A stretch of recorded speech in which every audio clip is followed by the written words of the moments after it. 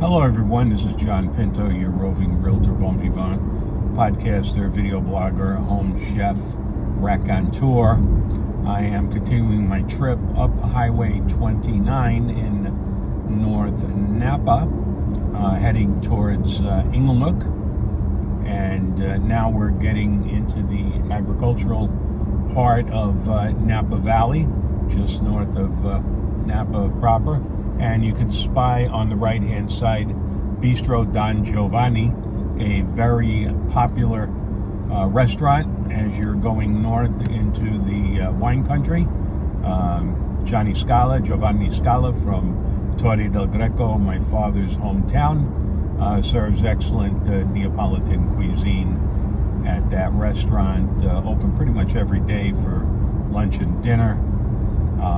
Lots of al fresco dining, big dining room, nice bar selection, and every now and then you will catch Johnny in there too. My paisano, quasi cugino, almost a cousin. He knows all my cousins in Torre del Greco. On the right-hand side here, we are approaching Trefethen, very iconic winery in Napa Valley. And on the left, out of view, is Laird, which has a gorgeous large tasting room with lots of outside space. As a matter of fact, if you're looking to do a group event, that would be an ideal place to bring in a food truck and have a large group tasting event with some food. And as you can see now, we're out of Napa proper, surrounded by vineyards to the west and to the east. And we are approaching the town of Yountville, arguably the culinary epicenter of the United States, led by Thomas Keller and the French Laundry and his restaurant Ad Hoc. And he's got a Mexican restaurant there, and the dearly departed Michael Chiarello has a bottega there. My favorite is Bistro Gentil, right there on the main drag. I also like Lucy's in the Bardesano Hotel. R&D Kitchen makes a mean brisket burger, and they have a very inviting outdoor bar, a dog-friendly outdoor bar where you can order lunch. The dining room is beautiful too. Chicho's is always a good option for authentic Italian food. Just check the days that they're open and the hours that they're open. And in general, Yountville is just a fabulous place to stroll. It won't take you more than 20 minutes to walk from the southern end of Yountville to the northern end of Yountville, and another 20 minutes to walk from the northern end to the southern end. So within an hour, you've got a beautiful stroll in Yountville. And again, my recommendation for eating there is either Bistro Don Giovanni or Lucy's at the Bardesano Hotel. To the left, out of frame, is the Yountville Veterans Home for California vets. So if you've got any veterans living in California that would like to retire in Yountville, put in your application, give it a try, give it a whirl. And as we approach Yountville, I am also reminded of Madeleine's Cafe, where they make their own gelato or frozen yogurt or what have you. They have an excellent espresso operation in there, and of course they make their beautiful Madeleine macaroons. I highly recommend that as a must visit, either in the morning. And of course, you do have Bouchon Bakery where there's usually a line, and you have Bouchon Restaurant, which is a favorite of locals. And to the left, you got the Domaine Chandon. You can see some of the vineyards there. And now we are exiting Yountville on Highway 29 North and heading towards St. Helena, where at some point in time we will see two of the best restaurants in Napa Valley, which would be Brix, B-R-I-X, and Mustards, again coming up on the left-hand side. We won't be going as far as St. Helena, which is a beautiful little town. I happen to like Goose and Gander and Cook's as restaurants up there. Market is another good restaurant in St. Helena. And then, of course, beyond that is Calistoga, which is a real cute Western-style downtown with a variety of good bars, restaurants, hotels, mud baths, vacation venues, hotels, and it's a little bit more remote than Napa and Yountville, but definitely worth it. And then from there, you've got a nice little, beautiful 20-minute ride from Calistoga up to Healdsburg through Anderson Valley. So there's Brix on the left. We're just passing, just out of frame. You see the mustard blooming on the right-hand side.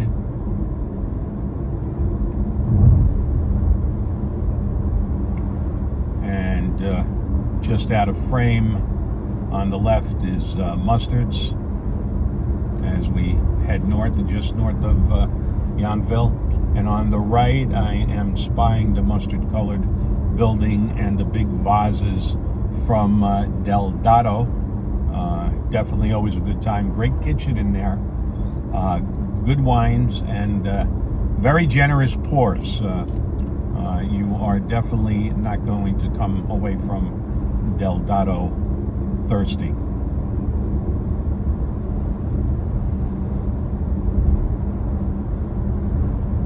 And we continue up Highway 29, and it's only a matter of time that we will see another landmark. Just out of frame is the famous Napa Valley. Welcome to the world-famous wine growing region, which I believe they're going to move because they've had a couple of accidents involving cars and pedestrians with people getting overly excited to pull over and take photographs.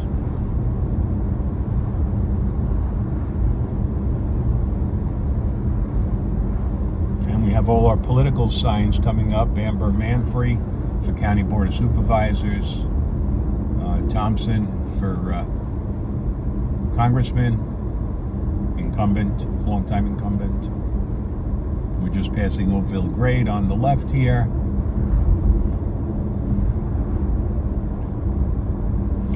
And a great place if you need a bite while you're going north for wine tasting, just to the right in frame is the Oakville grocery store. Really very high quality delicatessen. And they do have a genuine Neapolitan pizzaiolo, un pizzaiolo napolitano that makes genuine Neapolitan pizzas at the brick oven in the back there. Robert Mondavi just out of frame on the left, and to the right, Nickel and Nickel with the little horse corrals here, making lots of single vineyard Cabernets.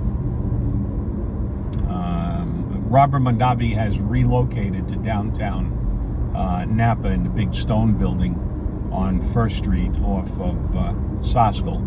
I just passed all the construction. Beaulieu Vineyards on our left, And Peju on our right, owned by Landscape Architects. And Cake Bread, right here, Cake Bread Cellars in frame. Sequoia Grove on the right hand side in frame.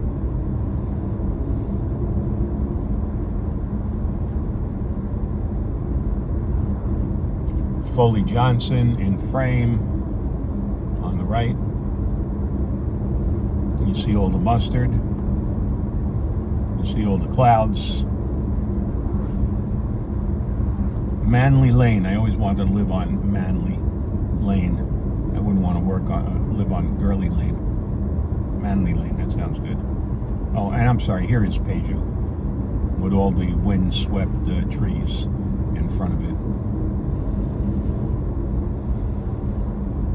Now, when I give instructions for my many guests that I host at Inglenook, I always tell them, look for Niebaum Lane on your left-hand side, look for the 128 junction signs on your right-hand side, and you make your first left before you hit Rutherford Grill and the intersection of 128. So here we go. Sometimes making this left is Rutherford Grill in frame on the right-hand side. And also when you are making this left, which could be somewhat adventurous, you definitely want to keep an eye out both northbound and southbound for the wine train, because you're going to feel lucky that you can get through the traffic. As you can see here, it's not easy making this left, but you want to make sure when you're successful making the left through the traffic that you don't want to wind up running into the wine train. And I'm looking both ways, and we have no problem with the wine train. And here we are at the iconic Inglenook Winery. Now there is a security gate here, but at some point in time it will open. I have a fob that only occasionally works, so I see a UPS truck behind me, so what I'm going to do is get out of the way and let the UPS truck come by, and I'm going to tell you a little bit about the winery. The winery was purchased in 1879 by Gustav Niebaum, a sea captain who had a thriving, successful business in the pelt trade in North America. He had $10 million when we were buying Alaska from the Russians for $7 million. He decided he wanted to buy some land in Napa Valley and grow grapes. You can see what a fabulous driveway this is. Vineyards on the left and the right. So he built the chateau. I'll give you a glimpse of the chateau as I'm finding a parking space. And it went into operation in 1887. They started immediately making award-winning wines. As a matter of fact, in 1941, Cabernet Sauvignon was not only in the Wine Spectator Case of the Century, but it was the only wine in the Case of the Century that was a 100-point wine. Okay, they ran into hard times in 1964, wound up selling the property to Ueblein, who turned the chateau into an office building. Francis Ford, and they turned the iconic wine into a box wine. Francis Ford Coppola was looking for a house in Napa to get out of Hollywood, and here you can see a little landscape Inglenook in the grass there, and here is the vineyards. The chateau is right back there. The Child's House, which may be the oldest structure in Napa Valley,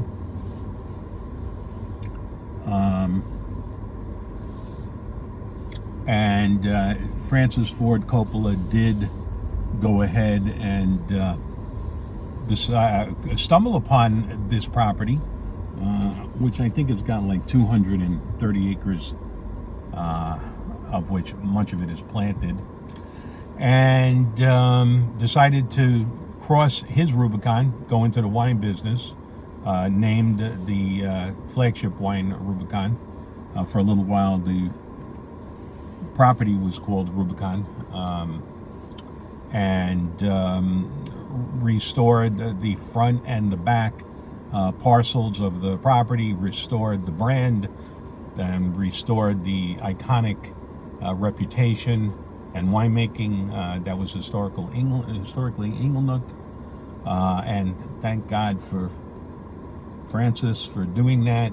And it is also one of the few places where you could buy wine and then bring it back and drink it either in the chateau or on the Reproduction Luxembourg Gardens. And last but not least, it is cigar friendly, which is another thing that I like. And they have a beautiful bistro that serves soft drinks, wine, coffee, tea, and Friday, Saturday, and Sunday they have fantastic muffaletta sandwiches. So I'm going to sign off for now, meet a couple of friends, smoke cigars. I think I've got my favorite vintage 2011 Cabernet Sauvignon that we're going to be drinking, and we're going to be having a grand old time at my favorite venue in Napa Valley, Inglenook Winery. Bye for now.